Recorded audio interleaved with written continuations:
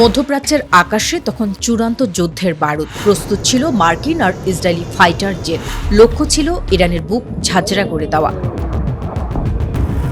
কিন্তু ঠিক শেষ মুহূর্তে ডোনাল্ড ট্রাম্পের এক একক সিদ্ধান্তে থমকে গেল পৃথিবীর সবচেয়ে ভয়ঙ্কর যুদ্ধ। আকস্মিকভাবে বাতিল হয়ে গেল সব পূর্ব নির্ধারিত সামরিক হামলা ও বোমা বর্ষণ।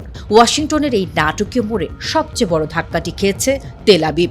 নিজের সবচেয়ে বিশ্বস্ত মিত্র বেনিয়ামিন নেতানিয়াহুকে সম্পূর্ণ অন্ধকারে রেখে এই চাল চাললেন ট্রাম্প।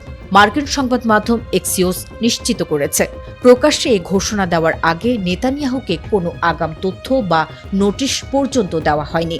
ইসরায়েল যেখানে ইরানের পারমাণবিক স্থাপনা ধ্বংস করতে মরিয়া, সেখানে ট্রাম্পেরই একতরফা শান্তিবাদী পদক্ষেপ তাদের কৌশলগত লক্ষ্যে এক বিরাট আঘাত।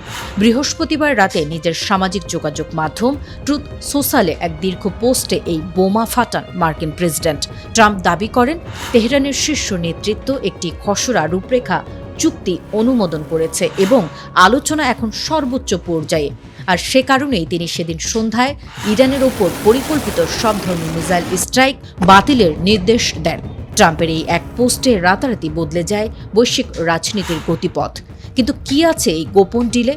ট্রাম্পের দাবি অনুযায়ী এই আলোচনার অংশ হিসেবে বিশ্বব্যাপী তেল সরবরাহের অন্যতম প্রধান রুট হরমুজ প্রণালী বাণিজ্যিকভাবে পুনরায় খুলে দেওয়া হবে।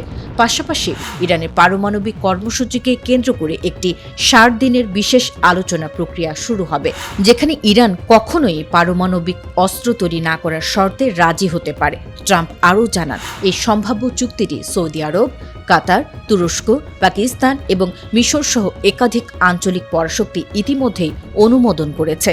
তবে চূড়ান্ত চুক্তি না হওয়া পর্যন্ত ইরানের ওপর মার্কিন নিষেধাজ্ঞা বহাল থাকবে। তবে ট্রাম্পের এই বিশাল দাবিকে স্রেফ ফাঁকা বুলি বলে উড়িয়ে দিচ্ছে তেহরান। ইরানের ফার্স্ট নিউজ এজেন্সি জানিয়েছে, চূড়ান্ত কোনো চুক্তি এখনো হয়নি।